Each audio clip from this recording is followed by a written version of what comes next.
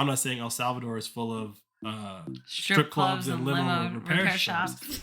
If they really want to maintain their wealthy status or even become more wealthy, Bitcoin's the way. People who haven't touched gold don't understand what money is, or have a hard time understanding what money is. And then Bitcoiners come in and go, yeah, but now I got this thing you can't even touch, and it's worth more than that thing that if you touch it, you're like, yo, this feels like money, right? It's like, that's really hard to just tell someone who hasn't ever touched gold, like, skip over that. If the guy that replaces him doesn't understand what Bitcoin mining is or doesn't agree with it and like shuts it all down, then that was just a waste of money.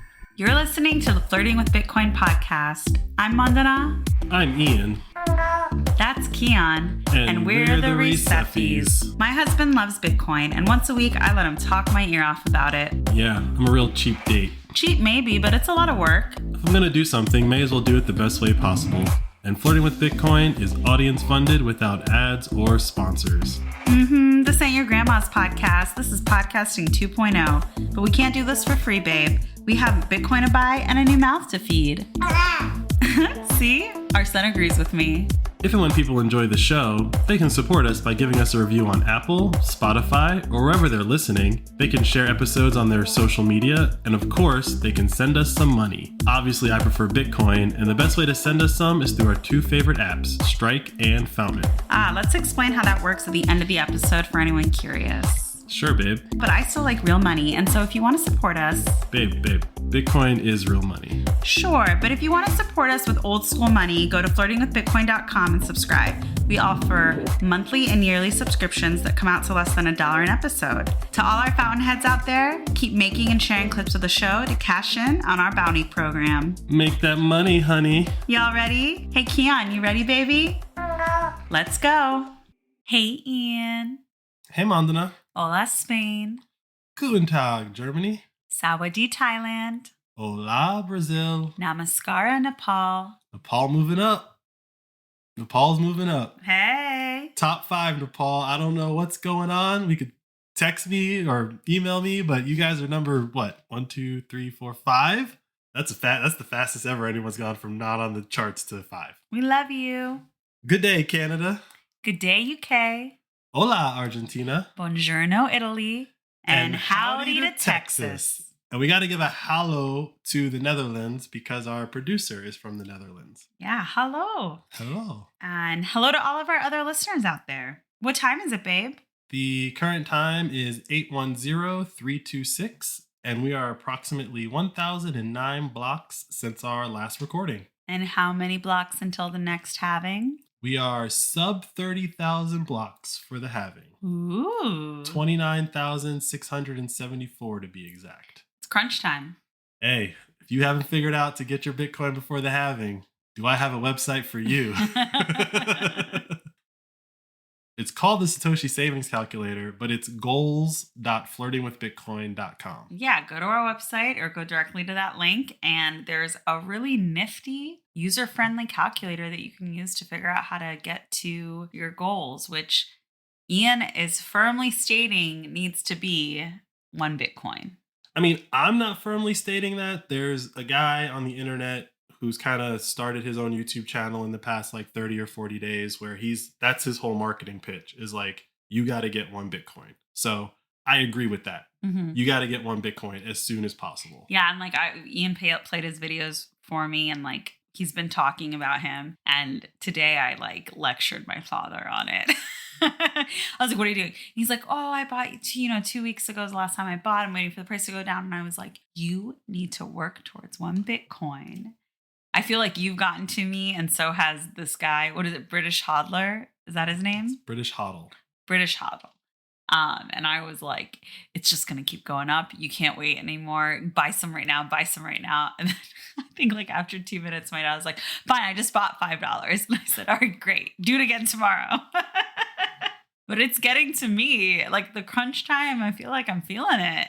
I mean, I don't want people to feel like anxiety or pressure. When you said like I was playing you certain videos, it's like, I don't want you to feel pressure or anxious about getting to 1 Bitcoin. I just want people to understand the fundamental mathematics at play for why it is possible that in the next 4 years, if you consider yourself a middle class person in the Western economy, that you will not be able to afford one Bitcoin and you will never be able to afford one Bitcoin.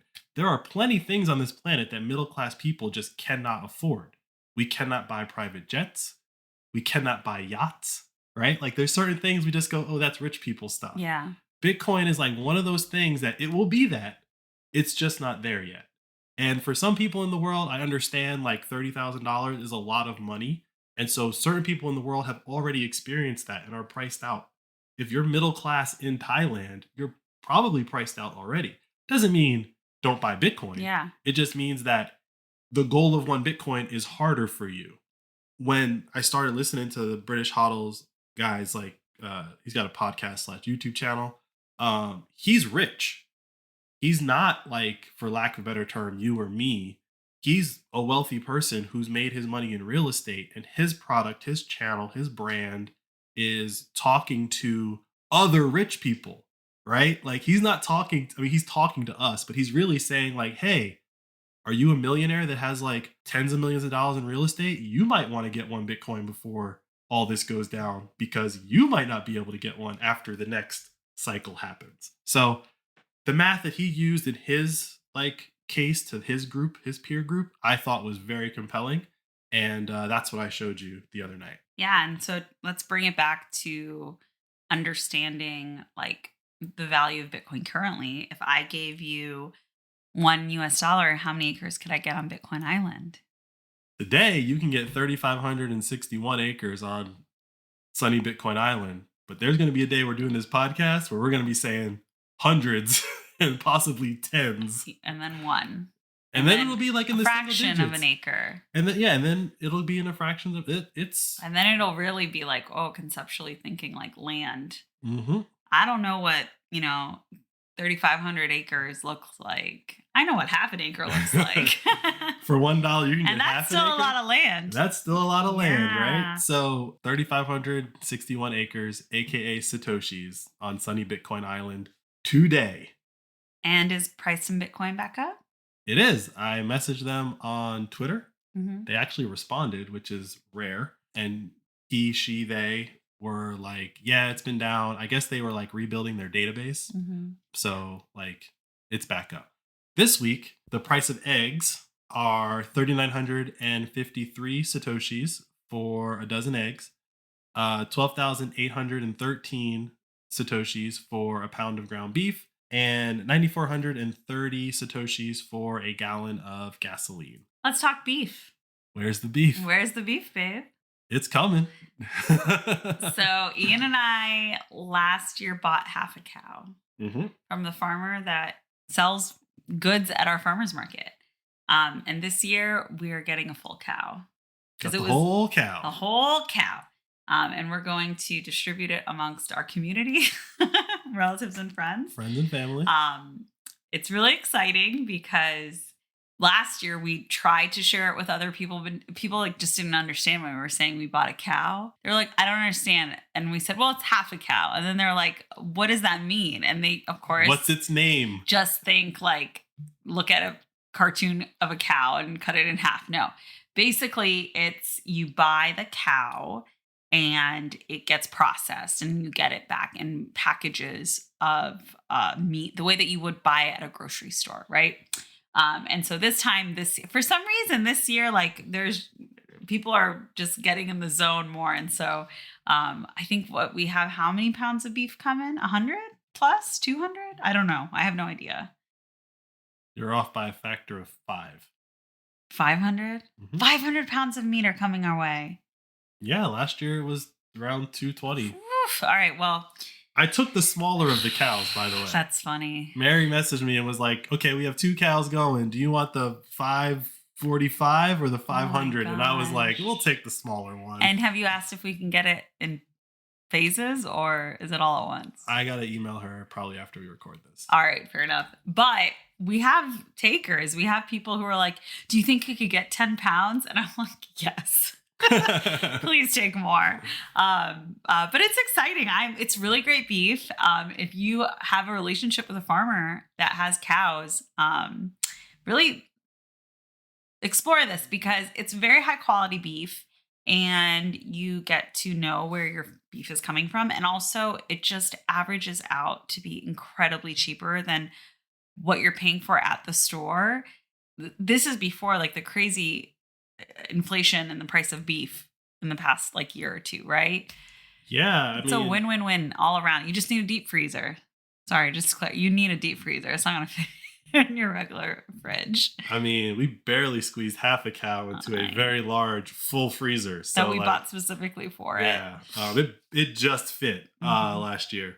It's funny that you're bringing up the inflation aspect in regards to like us buying a cow, because we did a couple episodes ago where I was saying how people are like on Twitter or Instagram, whatever, like posting, actually talking about their bills and how they've gone up. Well, I saw an article today. I don't know which outlet it was, but it's like a mainstream news outlet now that's running that same type of story, where they're basically saying like the federal government is saying that inflation is at X. How do you explain all of these people and their reality of this? One woman literally was like, we have an auto buy order on Amazon. And she just went all through it. It was 700, 750, 800, 850. Like you can just see it going up. And it's an auto buy. Yeah. It's not like she's like randomly adding stuff to the cart. She's not changing the amount. She's not size. Yeah. So it has doubled. By the end of that, it went from 700 to 1400 for the same basket of goods. I believe that. So like when you turn on the news and you see them repeating or regurgitating government stats saying inflation's at like 3 or 4 or 5%. And like Paul Krugman saying like inflation is heading down and people just don't understand the math. It's like, no, people understand reality. You know, Paul Krugman lives in a math-based world where he can pull the numbers to make it seem like things are getting better. But in the real world, it's ridiculous. It's not even close to what they're saying. And I don't think many people were listening to those metrics before. But now I think it's gotten to the point where people are like, you are insulting my intelligence. Right. Like, okay, maybe like gas. What reality do you live in? Yeah. Like maybe gas is up a little bit here and maybe it's up a lot over there. And that's why I'm not seeing it. But when you see a auto buy increase by 100% in a year, I'm not the crazy one. Those like long cucumbers, English cucumbers that they wrap in plastic. I don't know if they do this in other countries, but they have long cucumbers in grocery stores that they wrap in plastic. And sometimes they bunch them in threes and wrap those in plastic. I don't quite understand this plastic because I swear every time I buy those, they get rotten really quickly. Anyways, one of those was like $3. Mm-hmm. I was like, in what world? I saw lemon, like it was like $2 for $2 for lemons. It's insanity. So we're buying a cow. Yeah. We're starting the garden in the backyard. Yeah, we're working on it. We're working on it. We're trying to figure out how to source quality food. Protein. But, also growing our food, whether or not, or we buy it somewhere else. And not, it can't all be from the same store anymore. No, it cannot. Like I am going to different stores. I'm buying different things at each of those stores and saying, well, which is the best one? Price versus, the value versus the taste versus how long it stays fresh. And I didn't feel like I had to do this a few years ago, but now I'm like angry when I go and I spend a lot of money on a piece of fish and it tastes like nothing. Mm-hmm. It infuriates me. And that's just a microcosm of what a lot of people are going through right now. And, it seems to me that people are actually starting to acknowledge there's a problem, which I think a lot of people didn't have to do. I think a lot of people were able to like ride out the increase in prices and not feel it as much. But once you just accept the fact that like this has gotten ridiculous, there's a problem, you immediately start looking for a solution. Yeah. And that's, I think, what America in particular has struggled with the most from our population is, yes, people will acknowledge that the middle class is in decline and all of that stuff. But like enough people were doing okay that it seemed like things were okay. But now I think those people that were okay are like, oh, what's going on here? Yeah. Like I'm dipping into my savings or I don't really want to go on a weekend vacation anymore because it's going to cost what a week vacation used to cost. That's us. Exactly. I'm like, look, I like where we live. I like our house. And Ian and I used to just like, oh, well, we should go maybe get a cabin for the weekend. We should go maybe do this. Maybe we'll go visit that. So just get a change of scenery. Now I'm like, why? Yeah. Why? So I go to a hotel where like half of the cleaning staff isn't there. So like they're cutting corners over there and I'm paying more. And then I go to a restaurant where like food's just insanely expensive, but it's not really that great. And, it's that whole, we live in a really nice city. So also it's like, there's not a lot of places that I necessarily think are nicer than where we live anyways. But I will always rather want to do a staycation than go out and spend what's now probably $1,000 for 2-3 days somewhere Mm-hmm. versus just staying home. I think, and we live comfortably. It's just, I know you would rather buy Bitcoin, and I would rather maybe spend that money on something that has permanent value or long-term value and like improving the quality of life at home. Even when it comes to food, I would rather spend a ton of money buying a cow so I have the best meat in my freezer than go to a restaurant and have them make me a steak.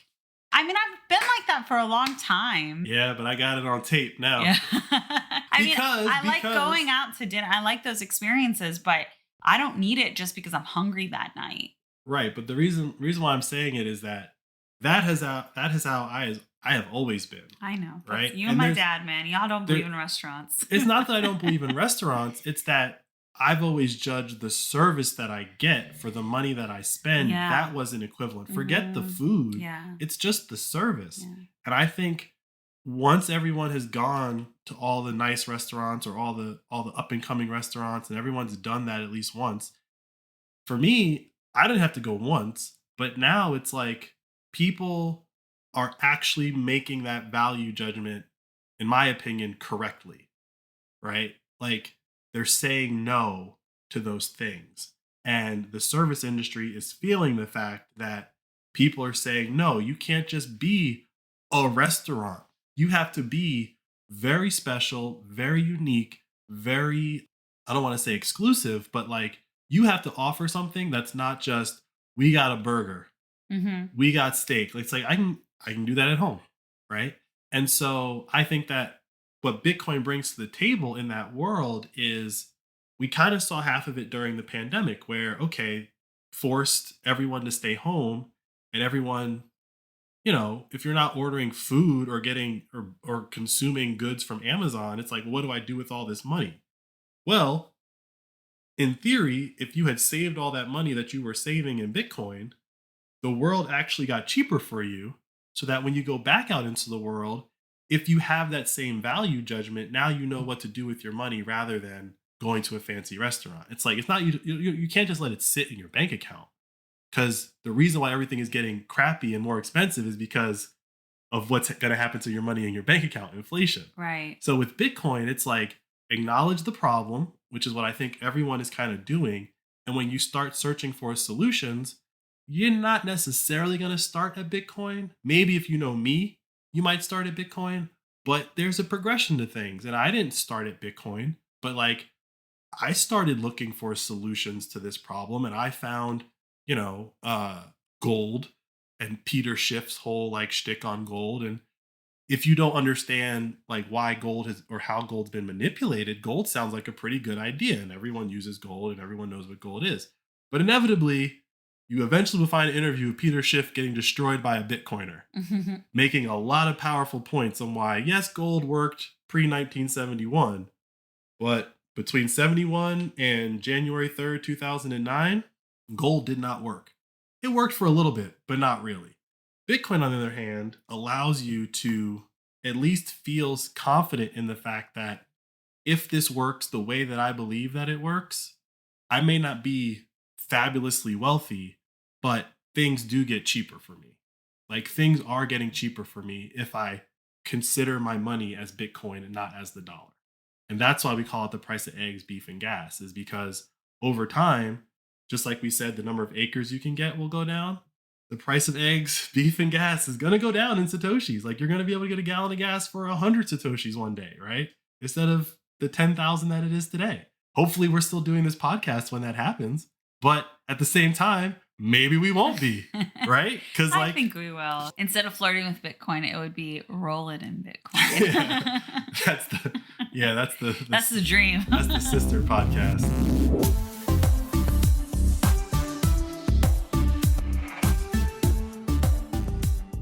Speaking of gold, I was on something before Ian was. So I'm going to bring it up.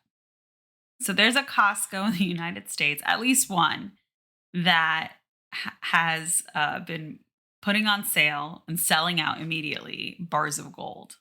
1 ounce bars of gold. Yes. And I saw it and I was like, damn, I want one. They're beautiful. All bars of gold are beautiful. Beautiful. I love gold. I love gold jewelry. Mhm. I'm Persian. Like it's in my your birthright. DNA. I've actually been like, are we going to put jewelry on Keon? Like, if he was a girl, I would have pierced his ears already. Like, but, we're not going to do that to him. That could be his choice. But yeah, I love gold. And like, I think it's so interesting that I'm going to assume a lot of the people at Costco that bought their gold bars, like this is the first gold bar they ever had. I mean, I don't. I will be assume that. transparent. I've never held a gold bar. Have you? I mean, I've held a gold bar, but not in the context of I might purchase it. Okay. Right. Still, no, I've never held one, period. Let alone like No, I was shopping for one and it was like offered to me like jewelry at a jewelry store. I mean, so an ounce of gold is not that big, right? So like when you look at the price of gold and they say it's around $2,000 an ounce, right? The dollar number is large. And so I feel like a lot of people in their head kind of think that it's a gold bar like you'd see like in a bank heist. Yeah. Right? No. It looks like it's like the size of a credit card. Right? But something that small, when it's gold, it has a weight to it. Yeah. It feels like there's something going on here that's powerful. It's as a metal, it's powerful. There's a lot we could get into on gold's like physical properties and why it feels different when you hold it. But the point that I would get at is I would say no one, like you said, you've never held a gold bar. If you've never held gold or even silver, really, you don't understand. It's really hard for you to understand what money is, right? Like that's where I think the Bitcoiners have the biggest challenge is people who haven't touched gold don't understand what money is or have a hard time understanding what money is. And then Bitcoiners come in and go, yeah, but now I got this thing you can't even touch. And it's worth more than that thing that if you touch it, you're like, yo, this feels like money, right? It's like, that's really hard to just tell someone who hasn't ever touched gold, like skip over that. And if Bitcoin works out for you and plays out the way that we think it's going to play out, and then they go back and touch gold, you're like, I like the way this feels. I like the way you said money. Money, right? Like it does. It feels different. And I don't think it's really interesting that you're saying that because I've held thousands of dollars of gold, just not a gold bar. So I get what you're saying. I have, and I've been in gold shops where I've held very, very heavy jewelry and like, you're like, I understand the price, but there are a lot of people who aren't going to be able to mosey on into a Costco in the 3-hour window that these gold bars aren't being sold out. So it's even though you can't touch Bitcoin, it's more attainable than a gold bar. It is definitely more attainable than a gold bar. And the point that I think maybe you were working towards there, but we're going back and forth, is that, okay, Costco is selling gold bars. You still got to have $2,000. Yeah. What if I only got 200? Can I buy a little piece of that bar? No. Yeah. It's all or nothing with gold. At least whatever denomination that it's in. With Bitcoin, sold, you bring whatever you have and someone will shave off the appropriate amount of Satoshis for you and hand them to you from anywhere in the world. You don't have to go to a Costco. You don't have to be a Costco member. I think like that's one of the misconceptions that non-Bitcoiners or people who have never bought Bitcoin have is that they see the price and they're like, well, I can't buy it right now. Hopefully I'll wait till it goes down. I think so many of them don't understand that they could just buy a little. I think that they're going to have to change what's actually displayed when you go to buy Bitcoin. Because if that problem persists and someone sees that Bitcoin's $1 million a coin, they're going to be even more turned off to the idea of acquiring Bitcoin. Yeah, it's a yacht. It's a yacht. Excuse me. Say that again. You got too excited. Yeah, at that point, it's just a yacht, right? Yeah. So what I think is going to happen is that it's going to the layman, it's going to look like a stock split, right? And on one day, the price of Bitcoin is going to go from $1 million a Bitcoin to a dollar or a penny for a Satoshi, right? At a penny Satoshi, the price of Bitcoin is $1 million, right? When that happens, you're going to see another wave of adoption, because just mentally it'll be easier for people to do that math and say, I have $1, I can buy some Bitcoin for $1, I can get 100 units of this thing for $1. But at that point, it'll be 100 Satoshis. But everything else is still the same. There's only so many of them. They're yours, not mine. Everything else is still true. It's just that we'll have to start denominating it as USD to Satoshis, not USD to BTC. And the beautiful thing about Bitcoin is that no one's in charge. So Coinbase can make this change today if they wanted to. Like, Coinbase could just wake up tomorrow, CEO could go into the dev cube and be like, hey guys, divide that by this, and that's the new price we're displaying. Yeah. Because I think, as a CEO, right, I think that will get more people to buy Bitcoin, and we can charge transaction fees, because that's how Coinbase makes money. Right. So everyone is incentivized, at least from an exchange, all the exchanges, right? If you make money off transactions, you want the most transactions possible. Once Bitcoin gets to a certain price, you're just pricing people out of the market that won't even come in. And that's why altcoins exist. And that's why exchanges push altcoins, because altcoins come in and they're all cheaper than Bitcoin. Yeah. And they get that transaction flywheel going. And they don't really care if you buy Bitcoin. They just want you to click buy. Yeah. So gold can't really shave off a piece or reprice it or do whatever. That's like controlled by the people who control gold in the financial markets. Bitcoin can just do whatever the heck it wants. And if it works, and everyone will just copy it. That's what decentralized money is. Like, whatever works best is what we're going to do.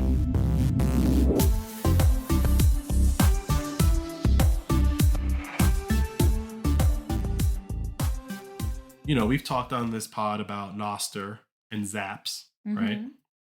Well, we talked about this a while ago as like it might be coming, someone's working on it. It appears the guy has like V1 out. The developer has V1 out. It's called Prism. And what Prism does is it's very similar, if not identical, to how splits work on Fountain, except you don't need to use the Fountain app. It's through the Zap protocol. Okay. So the way this works is that at the end of the day, any zaps that go to a Nostr note that has this Prism feature, the reason why he calls it Prism is like breaking up a light. Yeah. And so you can route, let's say 10 Satoshis come in, you can route them to like 10 different. Yeah, 3 go here, 2 go there. Yeah. I think this is like cool, because let's say you take a really great photo of you and a friend and send it to your friend, and then they post that photo and then they get all of these likes, but you don't get any of it added like to your clout situation. This way, like, you split the likes with them, but instead of likes, it's Bitcoin. Exactly. Yeah. I think like there's so much value in that. What's happened recently, I think on Instagram, I don't know about the other platforms, is you can post something on your feed and it can be from other people. I've never done a post that way, but I see it. And so that way it becomes posted by multiple people.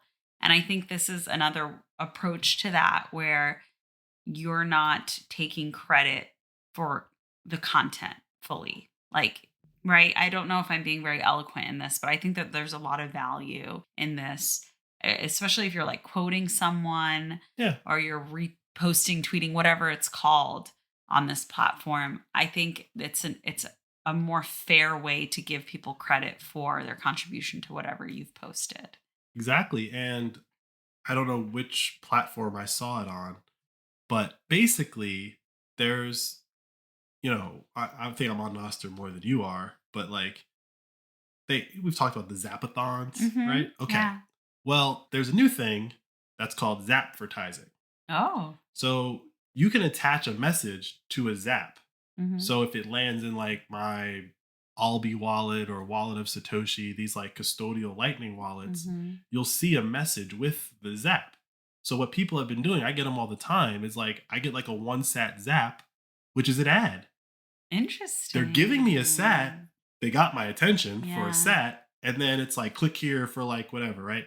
But what you were talking about, like sharing the sharing the clout, sharing the likes with Zapvertising, it's like I sent you an ad, Yeah. share it now. You're actually incentivized to share it because anything that gets generated from it, right? Like so the initial tweet or note, whatever, the Noster note. Oh, that's what Noster calls it. It called a note Noster stands for notes, other on. things. Oh, I'm just making it up like I know. Anyway, the N in Noster stands for note Okay. or notes, right? But the point I'm getting at is like the tweet that the guy put out, the note that the guy put out saying like Prism is ready. He also said whoever shares this will get added to the Prism Interesting. and will get it as the zaps come in. Just from the fact that you shared this, you're gonna get a cut of I like whatever this that. generates. So like I see it as a way, like I didn't really get a chance to play with it. We've been kind of busy the past couple of weeks, but I see it as a way for another angle for promoting the show. Yeah, Personally for us, definitely. I see it as another way for up and coming. We talk about like how value for value is going to change the music industry and the TV industry and all that fun stuff. I see it as a way for up and coming people to like incentivize people to promote their content, right? Like, and once people understand that that's how this works, going back to my initial premise from a year and a half ago, content creators don't necessarily want to be on YouTube or whatever. That's where they have to be. Yeah. But once this world gets set up in a way where you can start making money on day one and monetize your network on day one, yeah, you'll eventually go to YouTube. But Noster and value for value are now the new minor leagues. And if you can monetize yourself in that world purely through your network effect, then these like top heavy entities like Hulu and HBO and all those guys, like you have an actual metric to point to. Like we are generating money. Hmm. So when you make me an offer and say, hey, we want you to like make a show for HBO, it's like you gotta outdo What I'm what generating I'm on my already own. generating. Yeah. You have you have leverage in that negotiation. Right now, these YouTube people, they don't really have a whole lot of leverage because YouTube can demonetize you, which is like what has happened to Russell Brand recently, which is like a whole other topic that we won't get into, but like it kind of shows that you're still beholden. You have your overlord. They might be more hands off, right? Like YouTube is a more hands off overlord, but if you upset the overlord, they still switch off your revenue stream. With Prism and value for value, that's not as possible. So big deal. This guy has been working on it for a while. I saw it came out. It's like ready to go, and I wanted to bring that up on the pod. And just side note, the writer's strike has ended. They won. Yeah, I mean, The actors' strike is still going. They're heading back into negotiations, but congratulations to everyone who fought in that fight. Like it's a huge accomplishment and they stood firm and it was refreshing to see. yeah. Unfortunately, the auto worker strike is still ongoing. Yeah. We did not talk much about that one. Well, I mean, I said when we talked about strikers, I said I don't think the auto worker strike is going to work out well for them. Mhm. The writer strike, I figured, they'll work something out. They And got most of what they asked for, which is amazing. well, here's the thing. So I was watching this thing where the guy was breaking down that there's certain industries that are more that intrinsically have more value in them. And that's what I was saying when I was like the entertainment industry versus the auto industry. The entertainment industry will probably get what they want. But this guy gave me an extra talking point, which is the entertainment industry and the pharma industry and the tech industry are IP based industries. Mhm. Intellectual property based industries have orders of magnitude more value than car manufacturing. Mhm. And the reason is that when the United States goes out and makes these deals with other countries to like bring our products in, if it's an IP, intellectual property related industry, we get some of the most stringent, most lucrative like rights and contracts for those industries. So those industries are protected when they go into India or China or whatever, because they're kind of guaranteed to get their money.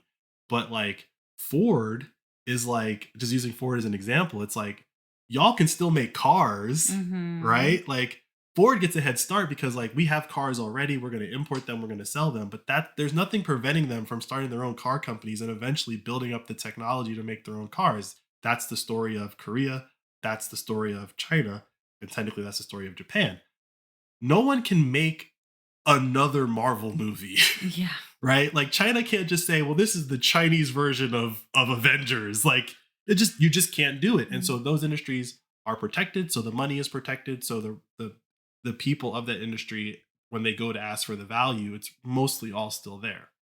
And they can't be undercut by someone making like a cheaper version of Avengers. So when he said that, I was like, oh yeah, like that's why the writers are probably going to get what they want. You got to go on strike to get it. Yeah. But it's there to be had. Congratulations to them. It wasn't easy. Yeah. They stood firm, and I think it's a great success story for the labor movement.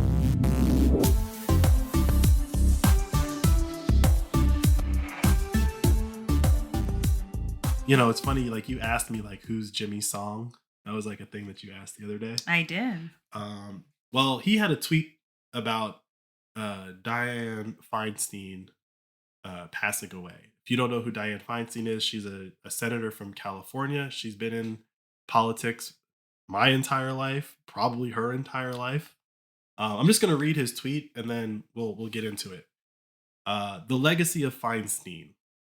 Feinstein has passed away. Her political career parallels that of Biden, serving as a figurehead for forces operating behind the scenes.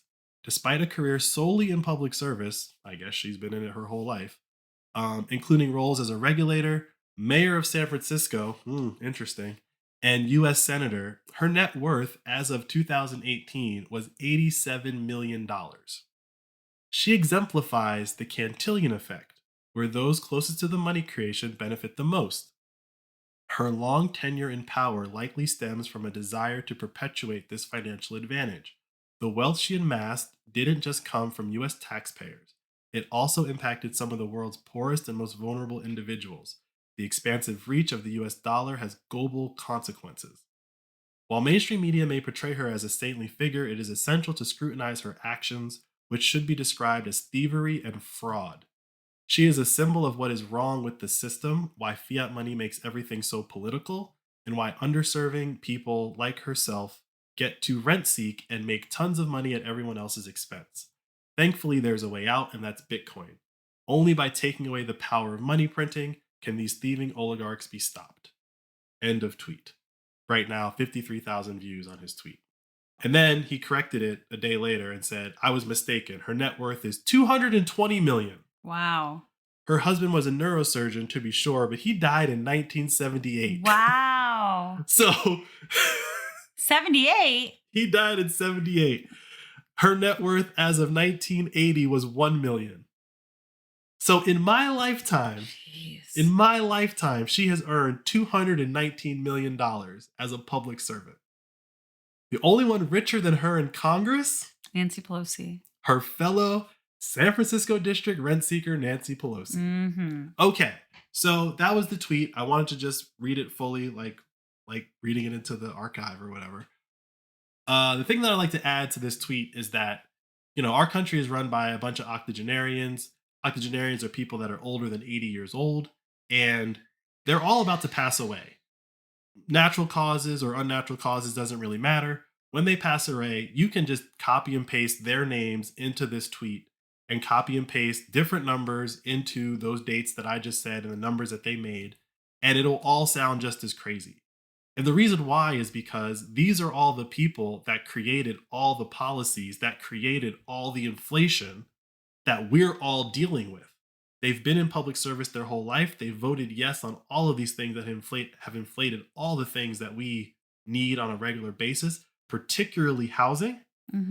And when we talk about their net worth, a lot of it is, I'm not going to say it was all insider trading, but if you know that a policy is about to change and you trade on it, that's one thing.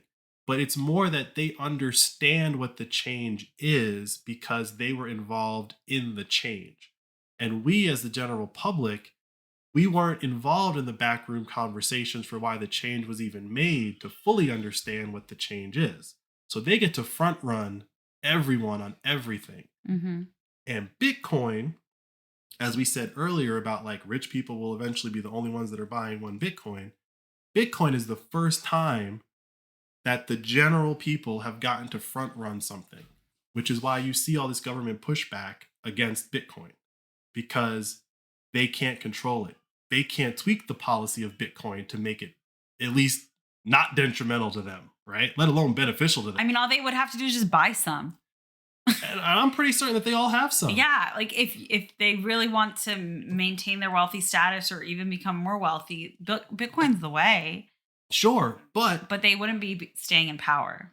But to embrace Bitcoin, you have to give up your rent-seeking and inflationary wealth-generating techniques that you've been using. These people are in their 80s; they're not about to give it up in the last vestiges of their careers. They'd rather literally just go blank on camera for 5 minutes than step away from power. Why would I change the game that benefits me? Anyway, that's all I wanted to say. Dianne Feinstein has passed away. She doesn't get as much scrutiny as like Pelosi and McConnell because she kind of has been in the shadows and apparently not all there for a while, but she's just up there with all of them. We just don't point the laser at her as much. Sorry she passed away to her family, but good riddance. Shame on anyone around her that kept her working for that long. Yeah, like if I'm in that condition, don't have me out in public. No, it's, yeah, Let alone trying to do a job and sitting in front of the camera. Yeah, this is what I was saying to Ian. Like, it must be just so crushing to the soul, right? Whatever happens when someone passes away, when people are like, finally, when you die. Yeah, or people are upset with you that you waited to die to remove yourself from such a position of power. And I will tell you, I think the liberals, whoever you want to say, they're still not saying about Ruth Bader Ginsburg, but that woman was 87 when she died. Yeah. And she's the reason Roe v. Wade was overturned. But she was the champion of, like, it's like, how ridiculous is your ego that you think at 87 you are going to do a better job than a new person that can come behind you. Like, well, I think she was a celebrated champion for so long, but I think she killed her legacy. Well, I'm going to say an unpopular opinion about Ruth Bader Ginsburg is that I don't think she was the champion of Roe v. Wade. I think Ruth Bader Ginsburg made her career and her, like, that's like her legacy. Mm-hmm. But she made her legacy on that social conflict in our society. If we didn't have that social conflict, she probably would not have been in that position. That's the way that I see it. I think it's the same thing that you're saying. Yeah, I mean, for me, I just think for you to stay in a position of power for that long, where, look, I'm not knocking people who are old. I'm not saying you go out to pasture when you're, no, I say you need to have a certain level of energy and vim, vigor, and also sanity. At a certain point, I think it's selfish for you to be making decisions for society that you're not going to have to live the consequences, experience the consequences of. So yeah, she wasn't having abortions. Yeah, I'm not. Look, I am a citizen of 2 countries, so I can vote in 2 elections. I only vote in the country that I live in. And there are a lot of immigrants in different countries around the world that vote in their own country's elections. But I do not think I have any right to vote in an election in a country that I don't live in. And I think this is the same principle. If you are passing laws that fund beyond your expected life expectancy, like, get out of here. Get out of here. Like, that's ridiculous. Yeah. If you're drafting bills for programs that will expire in 10 years, but you don't know if you're going to live in 10 years, stop working. Your frame of mind reviewing these things does not have the sense of urgency. You're not representative of the society. What is the percentage of people who are 90 years old in America? I mean, it's creeping up there, but yeah. Yeah, no, this is not a representative democracy. So, I mean, it's so disappointing and it's such an uncomfortable situation because I really believe that as a society, Americans don't respect their elders. But then weirdly, we have all these elders in Congress. Like, what? No, like, this does not make any sense to me. You need middle-aged and young people in charge. And I think as a society, we need to be paying attention to the young people more because they have the newest information and we have old information. And I think that's what we should be working towards. Instead, we are like just battling the boomers. And these aren't even boomers. I don't even know what generation this is. The greatest generation, isn't that I don't know. the Maybe. BS name that this generation has? They just called the greatest generation. I mean, they did invent marketing, so they got to pick their name. They got to pick their name. But if we got to invent marketing, we invented the internet. I have to say, and this is my last piece on this. If you are not Gen Z and you're hating on Gen Z, you need to be quiet because every generation tries to rag on the generation younger than them. But Gen Z has been through so much and they are trying to make it through in a world and build a life for themselves when there really is no future. Show them some respect because they have more drive and motivation to figure this stuff out than we do.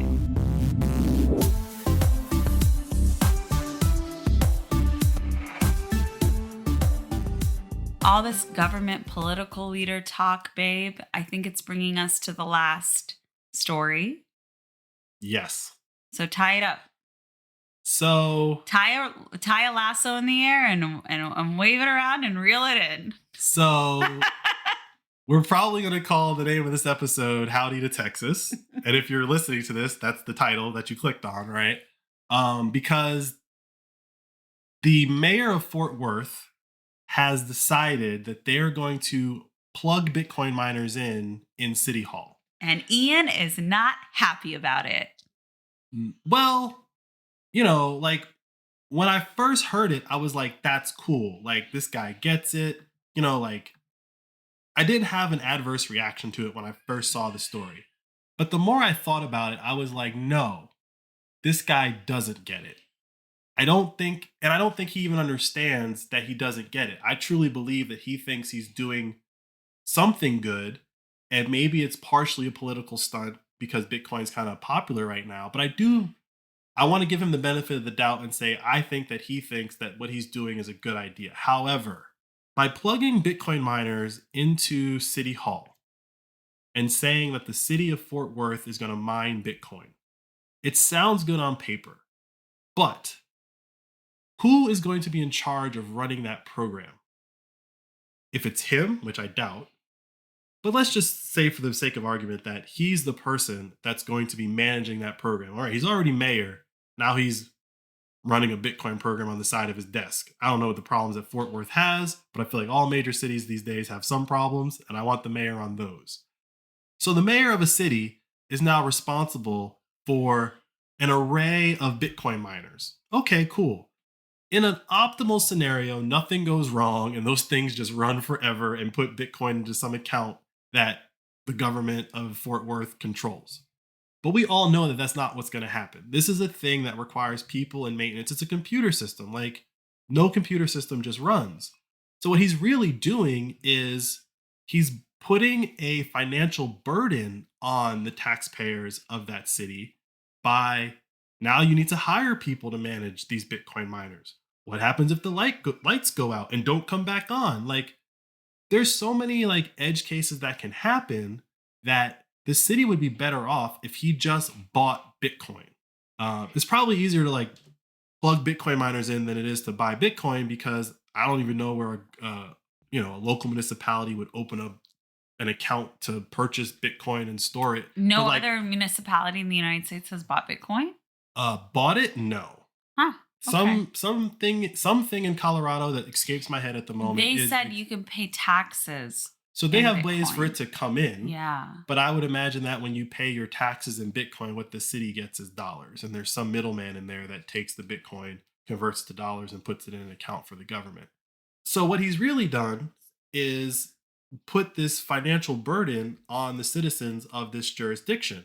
And he's doing an interview with like the local news agency, but they're not Bitcoiners, so they don't know how to like challenge this idea. They're just like, wow, mayor's doing a cool thing, like look at this guy. He got his name on the news. He's probably get reelected because his name's in the news. Whereas if the guy that replaces him doesn't understand what Bitcoin mining is or doesn't agree with it and like shuts it all down, then that was just a waste of money. However, if he just buys Bitcoin and the guy that replaces him doesn't agree with Bitcoin and decides to sell the Bitcoin, there's a large percentage chance that he'll have made money for the city. And that's the basic premise of why I think this is a bad idea. And I don't think governments should be, local municipalities for sure, should be plugging Bitcoin miners into City Hall. You just don't think they have the technological or business expertise to be able to, out of nothing, operate a Bitcoin mining operation. No, they do not. Even if you don't know anything about this person, you don't know if let's say their best friend is a miner and is gonna be contracted to set it all up and it's gonna be state of the art and da, da, da. You still don't think that it's possible that this could be good. No, I don't. Because the basic premise of Bitcoin is separation of money and state. And by having the state involved, having a local municipality involved in this means that while they will not be in charge of the Bitcoin network as a whole, right? Like they'll have a few miners and they'll generate some hash rate or whatever. There are like multi-million-dollar corporations out there that are struggling to figure out how to do this at a profit. And they are attracting the best and brightest, at least in the United States, if not the world. And they are all struggling to figure out how to do it at a profit on a quarterly basis. And this guy is supposed to be managing a city and then figuring out how to do all of this and making sure that it's not costing taxpayers money. I just find it hard to believe that that'll be a successful thing for the government to do. And we can point to many boondoggles that the government has gotten into that they thought government intervention or government involvement would make a thing better. Mm-hmm. The beautiful thing about why this will just clear itself up is that unlike some of the other things that governments get involved in, this will be very easy to measure the success of. How much Bitcoin did you produce and how much money did you spend to produce it? Add up the electricity, add up the salaries, add up whatever you want to add up. And if you did not produce a profit, shut it down. And I'm willing to bet that the numbers will not work out at all. But that being said, I do think this guy has the right idea. He's there. He thinks that we should be involved in Bitcoin, and that's a good first step. And hopefully someone kind of, now that he's attracted some attention to himself, if you want to talk to me, buddy, I'll gladly talk to you. But like someone can kind of step in and be like, yeah, you're there, but like you really should just be kind of holding it as a treasury asset for the municipality like Michael Saylor's doing. So hopefully with all this attention that he's attracting, someone kind of pulls him to the side and says, all right, good job, but we can make this a lot easier for you and look a lot more successful. I was thinking about this in terms of it being a sexy headline, right? Mm-hmm. And it probably leading to, whether you like it or not, other elected leaders, local elected leaders, state officials, whatever, jumping on this as being a fun new thing that they do. If it fails immediately in like the first or second quarter that it's done, because the money will be very clear. Either they've made Bitcoin to profit or they haven't, right? It might fall flat on its face, but whether or not you want government and Bitcoin joined together, it's going to start happening more and more in the United States. Maybe. And so while you're criticizing this, I think it's going to happen more and more, and it might become a trend specifically in Texas. But it's Fort Worth. And so Fort Worth is like a huge military town. There's a lot of money in there. So at first you were like, oh, well, you don't know anything about this mayor, right? What if the military is telling him to get involved in this? Like, we just don't know if there's any but it doesn't puppet strings being pulled here. But it doesn't matter is my point, right? And the reason why it doesn't matter is that on top of missing the first principle of Bitcoin, which is separation of money and state, right? The other thing that it's missing is, well, you could like point to El Salvador, right? And someone could say like, well, isn't this what El Salvador is doing? Isn't El Salvador like saying they're going to mine Bitcoin and all that fun stuff? And I would say maybe El Salvador is going to mine Bitcoin, but what El Salvador is actually doing is investing in a project that will benefit all of its citizens. And the project that will benefit all of its citizens is that they're building a energy producing, electricity producing power plant from the energy, the heat of the volcano that's in, there's multiple volcanoes, but the volcano in El Salvador is going to be used to produce electricity that will be used for the entire country. On that free, almost free, on that cheap energy that's going to be produced from the volcano, yes, Bitcoin miners will be incentivized to go mine in El Salvador if you have some of the cheapest electricity in the world, but your citizens are also going to benefit from that cheap electricity. What I'm arguing is that the citizens of Fort Worth get no benefit from this immediately. They get none.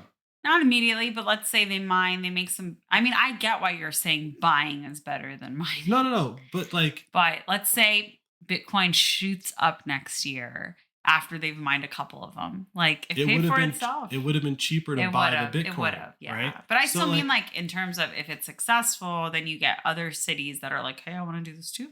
Sure. But if you told me the mayor of Fort Worth wanted to get some laws passed and get a nuclear power plant built within his district, and then the incentive for he was incentivized to do that because he wanted to bring Bitcoin miners and or plug some miners into City Hall with the cheap electricity, then I'd be like, yeah, that plan makes sense because your citizens are going to get cheap electricity. You're investing in infrastructure for everybody. Him plugging Bitcoin miners into City Hall, it may benefit the citizens. We don't know. But because it may, well, let's just do the easiest thing possible, which is just buy the Bitcoin. Yeah. Why did you buy miners? Number one. Number two, you're plugging miners in, so you're using electricity off the grid, so you're actually increasing the rates of electricity. That's what's happening. Yeah. Right? Is he going to shut his Bitcoin miners down when the rates go up? No, because he's not a business.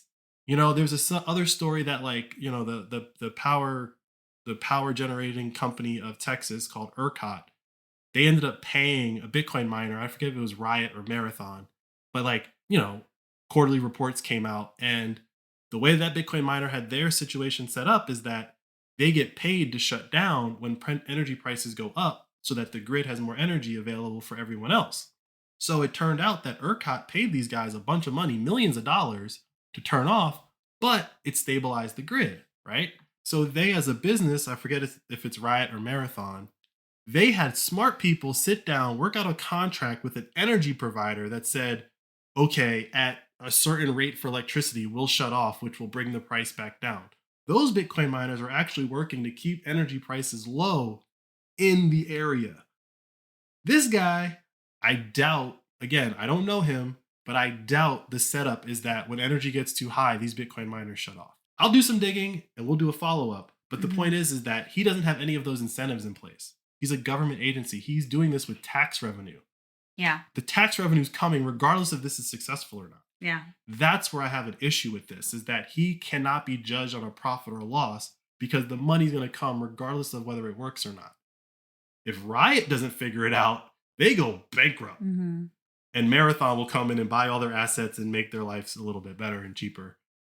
So he's got the right idea. I'm not shitting on the guy. I'm just pointing out that he's overcomplicating it. He's at stage 1 or 2 of being a Bitcoiner and wanting to do something, right? And he's in his position that he's in. He's like, I'm going to do this thing with Bitcoin. And that's great. And I applaud it. I just hope that someone can get closer to him and kind of explain to him, this is a good idea, but. Because that's all he really needs is this is a good idea, but. Well, it sounds like you're okay with governments buying Bitcoin. Yes. What else are you okay with governments doing in terms of Bitcoin? That's it. That's it. That's it. That's all they can do. I thought Bitcoin education, you like that El Salvador is launching that. But that's not Bitcoin. Governments decide they're going to educate people on all kinds of stuff. And they also decide on all kinds of stuff that they're not going to educate people on. So that's not really Bitcoin. That's education. Would you be comfortable with the eventual well-established, super efficient, low energy costing mining of Bitcoin in the United States? That's already happening. Where? All Bitcoin miners fall into that category. No, by the government. The government can't do that. Never. They can't do it. Just like the government can't bring down the cost of healthcare. Yeah. Just like the government can't bring down the cost of housing. What about Hawaii? They have volcanoes. Cool. But if it's the government, it's not going to be successful. Like the government getting involved in an industry, there's a chart. I'll find it and I'll put it in the show notes for this show. The government getting involved in industry inevitably always causes the industry to cost more money. Healthcare, education, energy, right? Like because their incentives aren't aligned with market forces. And the government will either create more money and or just run it at a deficit until someone finally goes, this needs to stop. Private entities cannot run at a deficit forever. They just can't. Someone will stop loaning you money for whatever reason. And once that money spigot shuts off, if you haven't figured out a way to show how you're going to bend that curve back towards the positive at some point in the future, you're done. So, no, governments, they probably will get involved in this, right? Like, I think Oman and Bhutan are mining Bitcoin, right? But it's kind of like the energy industry as a whole. It's like you're going to have to privatize that at some point because you're actually just going to be the incentive structure eventually just doesn't work. And I would argue that in the United States, it's really bad in that sense because we are the reserve currency of the world and we can run the biggest deficits. So, like, nothing has to actually work. We just print more money and keep it going. And the favorite line in the government is like, it wasn't funded enough. There's never enough money to make anything work. If it didn't work, it just needed more money. Okay, so if this Bitcoin mining thing doesn't work, it's just because we didn't put enough money into it. So now we got these Bitcoin miners that are literally losing money, which is not how Bitcoin mining is supposed to work. You're supposed to mine Bitcoin at a profit, at least at scale, right? Right. And it's supposed to incentivize cheap energy. It's not supposed to, but that's what we're learning that it does. And so I would argue like Texas has some of the best energy reserves, aka they have a big shale field. They used to have a big oil field, which you could argue the shale and the oil fields are basically the same thing. But like they have energy in Texas. I'm not against burning natural gas or oil or whatever to produce energy to produce Bitcoin. Like I'm not against that. But I don't think the government should like be out there setting rules and regulations saying like you need to burn a certain amount of energy to produce a certain amount of it doesn't make sense. Wouldn't that be nicer than taxing people? And taxing people. You'd have to have a pretty significant mining operation. And that isn't this how you start that?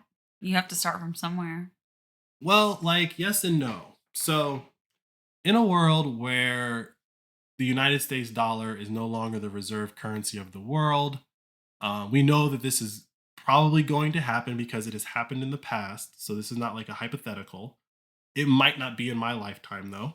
But in a world where we're no longer the reserve currency and gold has kind of proven that it's not going to work either, you may end up with some kind of like techno feudalism where the only way to acquire Bitcoin is to have Bitcoin miners because the only way to acquire Bitcoin in the future, once we've mined all the Bitcoin, will be the fees that are associated with the Bitcoin transactions because the subsidy will go away in 2140, right? So in the future, where the only way to get your hands on Bitcoin on a regular basis is to be a Bitcoin miner, and depending on the amount of hash rate that you have, you will get a percentage of all the fees that are generated on a regular basis. I would argue that those people, he who controls the gold makes the rules. I would argue that maybe in 2141, Bitcoin miners become small city states. And where you find these big data centers, these big mining farms, and cities kind of build up around them or whatever, anyone that's kind of like in a spot that stays pretty stationary for a while because of natural resource reasons, like a hydro dam or a really sunny place, they could do it with solar or whatever, But that world is like 100 years away. And I don't think the dollar is going to stay the reserve currency until 2141. So I think that between now and 2141, the only thing governments should do, if they're going to do anything with Bitcoin, is either ban it and prove that you're stupid or buy it. That's it. Buy it and set it up where it goes to a location where everyone in the world can see how much your government has And then you go print as much money as you want, and the world will value your currency against how much Bitcoin you can prove that you have. Until there's no more Bitcoin subsidy, and if you don't have the miners, then you won't have a steady stream of Bitcoin. But that doesn't mean that like taxes go away. If one person has a gun and 9 people don't, the guy with the gun is taxing the other 9 people. That simple. In Texas, everyone has a gun. And that's why the Second Amendment is there. We didn't expect to have aircraft carriers and fighter jets and tanks and nuclear weapons. Everyone expected a fair fight, mostly, right? If you can bring 10 guys with guns and I bring 10 guys with guns, then it's who's the most accurate, right? The Second Amendment is there, and Texans kind of love and celebrate the Second Amendment because it's an equalizer. You're not coming on my land and just taking stuff from me without a fight. And I would argue that that is why America was very successful in the past. If you can enforce low taxes by the threat of like, come take it. You can take it, you can have it, but you got to come take it. And we've created a world where they don't have to come take it. They take it before you get it. Mm-hmm. You see it as a line item on your paycheck. This is how much I took. You come take it back from me. And if you can't take it back from me, then shut up. Like, that's not the world that, your boy G Dubs fought for and then walked away from in a very noble gesture.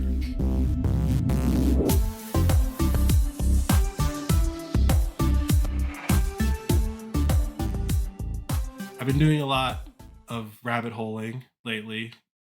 The Bitcoin rabbit hole for me is pretty well established. I don't need to go deep. I need to go wide in that. But I'm on a new rabbit hole that talks about like the history of North America and Central America and how, the indigenous people of North and Central America kind of first established what was established here. And Texas actually plays a very interesting role in that. Like, Texas is like this place where these mass migrations have like gone through multiple times, and we're seeing that now. Like, we're seeing another mass migration. You can argue, if it's a conspiracy and like whatever, open borders and all the policies or whatever, but however or why it's happening doesn't matter. It's happening. And I think that Bitcoin is going to cause that migration to reverse. And I think that migration to reverse is starting in Central America, in El Salvador. And one of the things that I learned recently from a video game, because I learned all my history starting points from video games, is that Honduras, Guatemala, El Salvador, and that contingent of countries, Panama, they all used to be one country. And they tried to establish like a federal, whatever you want to call it, in Central America. But they ended up breaking apart into multiple countries that we know today. So what I think is going to happen is Bitcoin is going to help Central America unify into not necessarily a single country. I don't think that that's going to happen. I think we are peak centralization, and we're going to only see decentralization of nations going forward. But I do think that the Central American countries are going to form a monetary union that is a lot less complicated than, say, the Eurozone, or even some of these monetary unions that are starting in East and West Africa that are based on central banks, right? And I think that particular event happening, these Central American countries forming a monetary union, without forming a monetary union, we just all agree to use Bitcoin, is the only way for stability to return to the Central American region. Because the Central American region has been just decimated by being close to Mexico, being close to the United States, all the inflation that we export to their countries. Most of the people in their countries don't want the country's currency. They want dollars, right? Like, people from America come to those countries with hundreds of thousands, if not millions of dollars, right? And the people in those countries are like, I'll take $1 million for my land. And up until, I would say, Bitcoin, and probably a little bit before Bitcoin, it's like people didn't truly understand where that money was coming from. And now that everyone understands where that money is coming from, where it's like, you just made this out of thin air, I don't want it. Or if I want it, I want a lot more of it. Since you can create as much of it as possible, right? No, you're not getting $1 million for this land. I want 10 million. I want 100 million. And that's the inflation, right? So I think with Bitcoin, helping them form a monetary union, the stance will go from I want $10 million for whatever you're trying to buy. It'll be like, I don't care which currency you bring, you can only bring Bitcoin here. Yeah. And once we get to that point in like understanding, I think that And valuing. and valuing Yeah. things, I think that El Salvador is starting it. And I think that some other Central American countries will tack on before 2030. It's going to be a brighter and brighter and brighter beacon for all of these people in the world that are experiencing this crazy inflation, and their governments are just doing all of these inflationary central bank tricks to try to convince people that, like, oh, we got it under control. We're going to pull these levers and things are going to go back to normal, right? People are just going to be start demanding that you do what's going on over there. And I think a good example of that, to just like close this out, we could talk about this on the next episode, is that Nigeria had issued a CBDC. This has been a thing that's been in the news. And the people revolted so much that they've said, okay, we're not doing that anymore. All right. So, things like CBDCs and things like government mandates from on high, it's not all guaranteed. It's not all like inevitable that a CBDC comes. It's not inevitable that you don't get away from central banking. Like, there is a way, hopefully it's not a violent way, but there is a way out. And Bitcoin is that life raft, that exit strategy. And I just encourage everyone who is listening and can share this with anyone who will possibly listen to really focus on what's going on in El Salvador and what's probably about to go on in Argentina. And anytime someone tells you that like the United States can't solve its problem, or the Eurozone can't solve its problem, or Germany or France or insert whoever in the world is like having crazy monetary problems and can't solve their problems, just go, but how is a country of like 6 million people solving their problems in like 4 years? Well, they're small. That's what they'll say. Right? Yeah, but Bitcoin scales. Yeah. So maybe they'll say that. Maybe they won't even know where El Salvador is on a map. But I think that's going to be hard to say.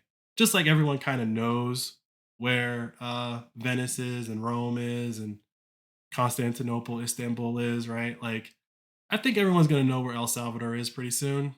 And I'll say it again, El Salvador is the Singapore of the Western Hemisphere. And if you're under the age of 30, I guess, you didn't really get to see what happened in Singapore get built up, just watch El Salvador. Going to be very impressive. I hope so. What do you think? Me? Yeah. Oh, I was like, I don't see why not. I mean, when I think about El Salvador, I've never been. I'm going in April. I think about the Dominican Republic. And I think close to 10 years ago, the Dominican Republic started really building itself up for tourism. I'm going to be very honest. I haven't enjoyed myself when I go to the Dominican Republic. It's not there yet. Granted, it doesn't have the influx of money that El Salvador has. So let's see how fast it can pace with that. But, and it's catering to tourism, which I don't see El Salvador doing. El Salvador is taking care of themselves. It's very different.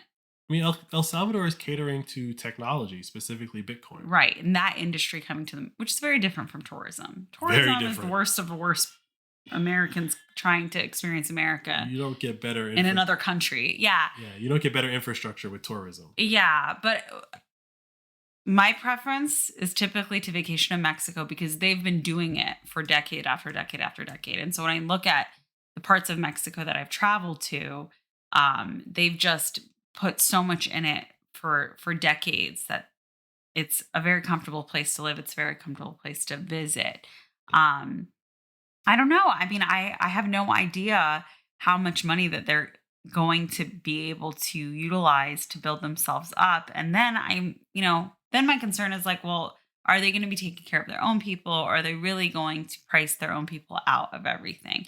So it's not that I don't believe it'll happen. It's just that I visit that part of the world a lot.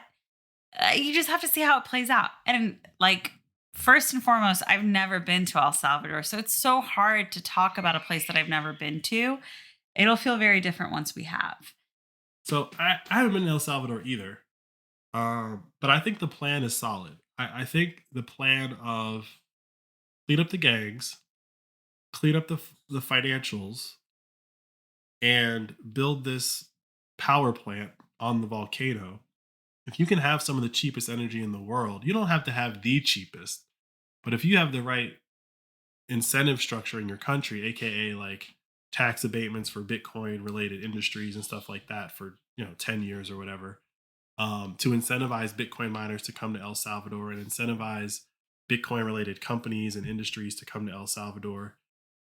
I don't think, like, to your point, like tourism is one thing. Like, I don't think a massive influx of Bitcoiners is a fundamentally bad thing, right? Like, a massive influx of people who are not from a place in any situation is never great, right?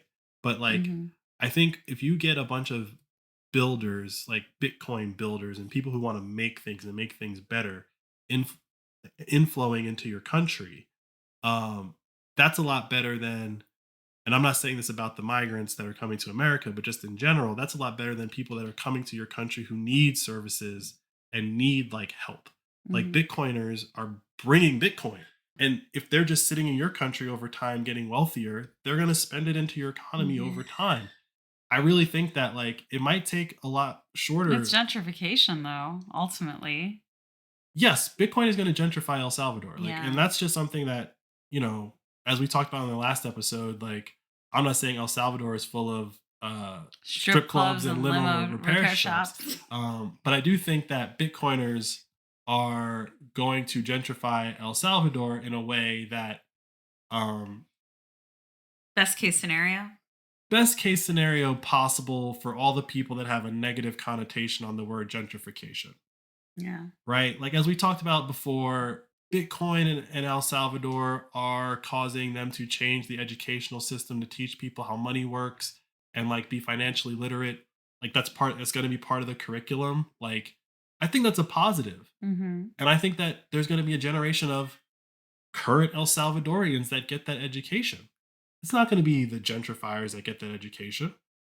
So if you have a country that's fully like a fully if you have a population that's educated and financially literate because Bitcoiners are coming, or like, like because of Bitcoin, like, at the bare minimum, it's just going to be a better functioning economy, and a better functioning economy is better for everyone. But I will say that, there it is not like all Bitcoiners are amazing people, and I'm sure you're going to Hmm. have your douchebags that go down there and start dri- Exploitation. driving Ferraris and just being like, general douchebaggery. But you can't control who. You have some control. You can't Hmm. control who people are or like how they behave to a certain extent. But I do think that like people that behave like that are not necessarily attracted to Bitcoin. And I think the people that are attracted to Bitcoin that behave like that, they're in Dubai right now. Mm. Have fun in Dubai. So Dubai's already attracted all of the crypto millionaires and all the crypto bros, right? For tax purposes. But they're not, in my opinion, Dubai is not trying to change their economy and educate the population of Dubai. And, like, they're not doing all that. They're just saying, hey, come here and you can protect your assets. We're like the Middle Eastern Switzerland. That's like Dubai's extent.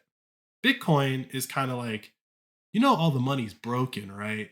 And we need a base of operation to like fix the world. And it seems like El Salvador, for the most part, is that place right now until we find a better place, or like they nuke us.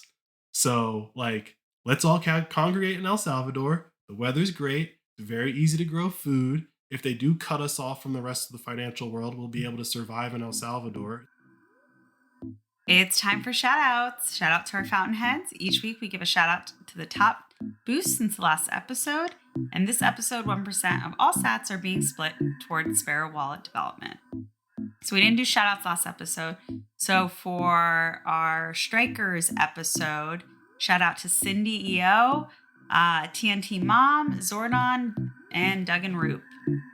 In our last episode, strip clubs and limo repair shops, shout out to Whisk Undiwes. I don't think I've ever said that out loud. Duggan Roop and Zordon. Thanks for listening. We'll catch you guys next time. It's time to join the Fountainhead Nation. Go to fountain.fm to download the app onto your phone. Once you've installed the app and have set up your account, search for Flirting with Bitcoin and follow us. You should also be able to find and follow every other podcast you listen to as well. Listen to our show and episodes from your other favorite podcasts to earn your first sats, which are fractions of a Bitcoin. And keep an eye out for our promoted episodes on Fountain's homepage. We promote every episode so you can earn up to 100 sats just for listening. Yeah, that's right. Your attention's valuable to us. You're not just a set of earballs we've collected for advertisers. You can use the sats you've earned to send us a boost, which is like a little payment with a message. We are very active and respond to almost all the boosts we get. Every episode, we also give a shout out to the top boosters from the previous episode. And if you want to support us or other podcasters with more sats than you earn, you can top up your Fountain wallet with a bank card or a lightning transfer from apps like Strike or Cash App. The easiest way to learn is to just get started. If you have any trouble or questions, go to support.fountain.fm.